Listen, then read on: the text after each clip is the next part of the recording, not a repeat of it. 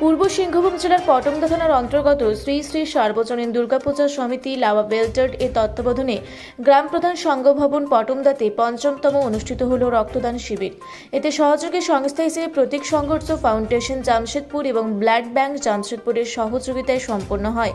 এই শিবিরে একজন মহিলা 10 জনেরও বেশি নতুন রক্তদাতা সহ মোট 49 জন স্বেচ্ছায় রক্তদান করেন। এতে মুখ্যরূপে কল্যাণ কুমার গড়াই, প্রাক্তন জেলা পরিষদ স্বপন কুমার মাহাতো, প্রতীক সংঘর্ষ ফাউন্ডেশনের নির্দেশক অরিজিৎ সরকার, বিজয় মণ্ডল, ঈশান চন্দ্র গোপ, জগদীশ প্রসাদ মণ্ডল, মেহির প্রামাণিক, শিশুপাল সিং সর্দার, উজ্জ্বল কান্তি দাস, তাপস হালদার, প্রদীপ পৈরা, ডক্টর কালীপদ দাস আরও অন্যান্য সক্রিয় কার্যকর্তার সহযোগিতায় সুন্দরভাবে সম্পন্ন হয় রক্তদান শিবির।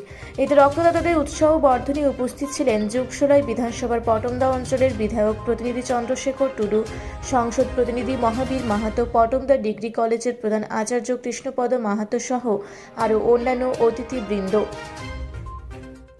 পূর্ব সিংভূম থেকে বিশ্বনাথ মাহাতোর রিপোর্ট, রূপসী বাংলা মিডিয়া।